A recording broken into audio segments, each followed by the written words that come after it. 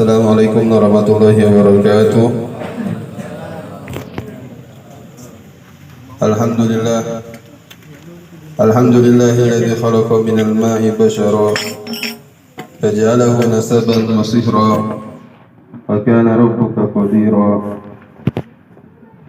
Allahumma salli wa sallim wa barik ala sayyidina wa maulana Muhammad salatan tamlau khazainullahi nura wa takunu lana wal mu'minina farajan wa farahan wa surura wa ala alihi wa sahbihi wa sallim tasliman katsira. Amma ba'du. Al-mukarramun wal muhtaramun, para asatid, wabil khusus guru kita, orang tua kita, Al-Ustaz Samsul Bahri, Ustaz Ruslan, dan juga Ustaz Wandi mat'ana bitul hayatihim. Dan yang terhormat kepada Habib kita, Habib Mahbub Habib Ahmad bin Sayyidil Walid bin Kadim bin Yahya mat'ana bitul hayatihim. Dan yang terhormat kepada para hadirin sekalian, wabil khusus sahibul bait, yaitu Bapak Kalim yang biasa kita sapa dengan Bapak Tatang, dan juga segenap aparatur pemerintah, Bapak RT Tarim, Bapak RT Itra. Semoga semuanya yang terlibat dalam acara yang penuh berkah ini insyaallah mendapatkan keberkahan dari Allah Subhanahu wa taala. Amin ya rabbal alamin. Ma'asyiral hadirin rahimakumullah. Alhamdulillah kita berkumpul dalam kesempatan ini yaitu untuk memenuhi undangan daripada saudara kita. Insyaallah berkat daripada kepedulian kita untuk saudara kita, Allah Subhanahu wa taala akan memberikan pertolongan kepada kita sekalian. Amin ya rabbal alamin. Wallahu fi aunil abdi ma damal abdu fi auni akhi. Allah Subhanahu wa taala akan berada dalam pertolongan pada hambanya selama hambanya itu memiliki rasa peduli kepada saudaranya. Dan alhamdulillah pada kesempatan yang mulia ini yaitu kita berkumpul dalam rangka tasyakuran bin nikmah atas telah dinikahkannya putri dari bapak-bapak Kalim yang bernama Siti Khadijah dan mempelai pria Romsiah, Siti Homsiah, dan juga saudara Rizki. Mudah-mudahan kedua mempelai ini mendapatkan keberkahan dari Allah Subhanahu wa taala dan mudah-mudahan diberikan keturunan yang soleh dan solehah. Amin ya rabbal alamin. Masyaallah hadirin rahimakumullah, kalau melihat cuaca waktunya ini, waktu bukan waktu buat diomongin, tapi untuk yang tepat memejamkan mata. Apalagi nganten, masya Allah cuacanya dingin. Wah, udah bisa dibahas. Namun dalam kesempatan yang mulia ini, yaitu dalam acara walimatun nikah, dalam hal pernikahan ada hal-hal yang sangat penting, yaitu yang sebagaimana Allah Ta'ala nyatakan dalam Al-Quran tentang keutamaan menikah. Allah nyatakan wal yasta'fifil ladina wa ankihul ayyama minkum wa solihina min ibaikum iyakunu fuqara yughnihumullahu min fadli. Dan nikahkanlah dia oleh kalian al ayyama minkum wa solihin, yaitu orang-orang yang budak dan juga orang-orang soleh di antara kalian. Ya, iyakunu fuqara, bila mana mereka itu dalam keadaan susah, fakir, yughnihumullahu min fadli, niscaya Allah akan memberikan kekayaan, ya, kemudahan dalam prosesnya. Maka dalam hal ini, ya, jangan takut untuk menikah. Ya, yang udah yang belum nikah buruan nikah, yang udah juga gak apa-apa nikah lagi. Ya. Gak ada perempuan ini di sini. Kalau ada perempuan waktu itu ngomong, ya, bahaya soalnya. Ya, bahkan disebutkan dalam hadis, ya, salah satu haqqo alallahi inayatuhum, ya, 3 golongan yang berhak mendapatkan pertolongan dari Allah Subhanahu wa taala. Yang pertama, an-nakihul ladzi yuridu afaf, orang yang menikah dengan tujuan menjaga kemaluan, menjaga ifah, ya. Apalagi kalau udah jadi santri, ya, suka taklim, pakaiannya koko, peci, sarung, Kan kalau bahasa sini mah ilok nganjang. Tahu nganjang nggak? Tahu nggak nganjang? Ngelancong. Hal itu nggak pantas. Maka afaf.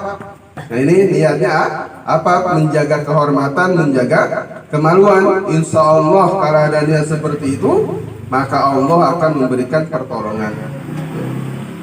Kalau sekarang insya Allah di kampung kita ini gampang, apa namanya, mudah, ya, cukup dengan bahasa ngadon ngendong terus ngendong orang sini bilang. Datang ke rumah, besok saya mau kriaan, mau hajatan, minggu depan ketemunya sekarang nih, mau hajatan, ngadon ngendong, sekampung diajakin ngendong semua, yang lumayan muat. Nah, itu kan istilah sini, ya, istilah namanya untuk silaturahim, untuk izharul farah, menampakkan kesenangan. Bahkan Nabi Muhammad SAW menganjurkan aulin walau bisyatin, adakanlah walimah meskipun itu hanya sekedar menyembelih 1 ekor kambing. Nah, kalau kambing kemahalan ya cukup ayam, ya cukup ayam. Nah, ini salah satu menghidupkan sunnah Nabi, diantaranya walimah atas telah dinikahkannya anaknya, itu sunnah. Dan juga ketentuan menghadiri walimah pun itu hukumnya sunnah, bahkan ya, bisa menjadi wajib selama dalam acara itu tidak ada hal-hal yang bermaksiat. Ya, kalau ada maksiat ditunggu sampai maksiatnya hilang baru datang. Dan juga ma'asyiral muslimin rahimakumullah, yang kedua yang berhak mendapatkan pertolongan Allah adalah al-mukatibul ladzi yuridul ada, yaitu hamba sahaya, mukatab, ya, mukatab yang ia mencicil dirinya supaya bebas. Ini terjadi pada zaman dulu. Kata sayyidnya, kamu boleh bebas, ya, dengan catatan kamu membayar kepada saya 100 juta misalkan. Nah ini dicicil tuh, setiap bulan dia punya pemasukan, bayar terus, itu pasti mendapatkan pertolongan dari Allah Subhanahu wa Ta'ala. Kemudian yang ketiga, al-mujahid fisabilillah, yaitu orang yang berjuang di jalan Allah. Yang berjuang di jalan Allah yaitu pertama orang yang mengangkat senjata lillahi kalimatillah, yang kedua adalah muta'alim, orang yang belajar ilmu. Itu namanya kategori jihad. Insyaallah lama kelamaan kalau dia rajin ta'lim, ngaji, dapat pemahaman dari apa yang disampaikan guru, insyaallah. Asal terus leukeun istiqomah.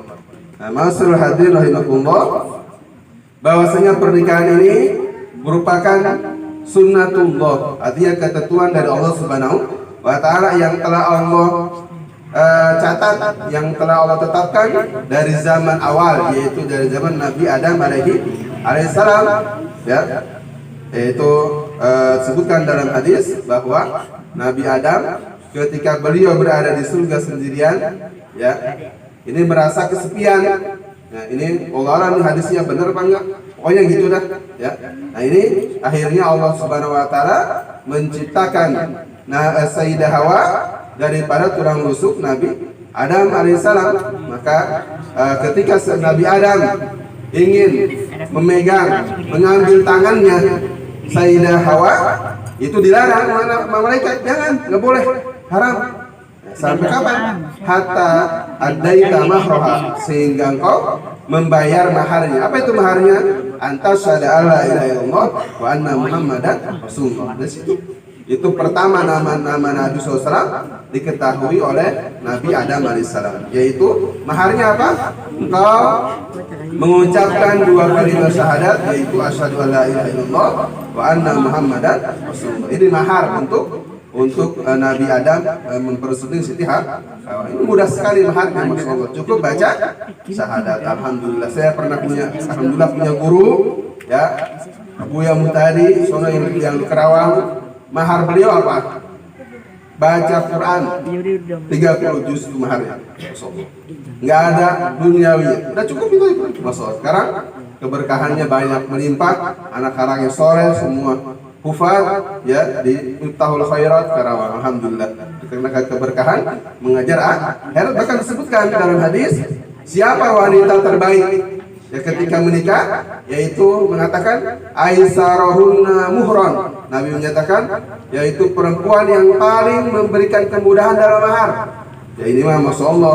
Ya ada laki-laki demen sama anak-anak kita. Ditanya, tong kerjanya di mana? Gua pertama kali ditanya kerjaan dulu. Bukan di mana belajar agamanya, bukan itu. Tapi di mana kerjaan. Ini, apa namanya? Yang terbesit dalam pikirannya apa? Materi. Kalau udah bilang kerjaan kan penghasilan kan gitu.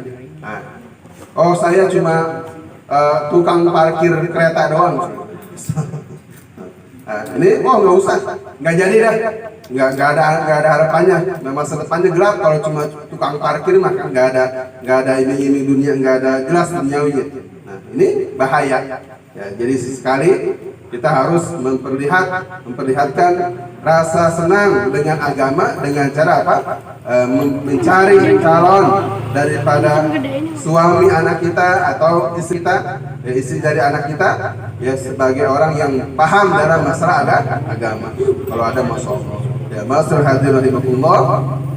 Kemudian Nabi menyatakan tentang rasa senang beliau akan umatnya, ya, yang menikah. Bahkan Nabi menyatakan tanakahul wadud, ya, tanakahul walud dan wadud, ya. Nikahkanlah oleh kalian, yaitu perempuan yang pengasih, al-walud yang juga banyak anaknya. Nah, ini ciri-cirinya banyak. Kalau dijelasin ciri-cirinya itu bahaya nih, banyak yang belum menikah ya, jangan, soalnya bahaya. Ciri-ciri perempuan yang anaknya banyak itu seperti ini. Ada kitabnya, ya, ada situ ada namanya kitab apa Qurratul Uyun, ada namanya tentang hak-hak zain, namanya apa?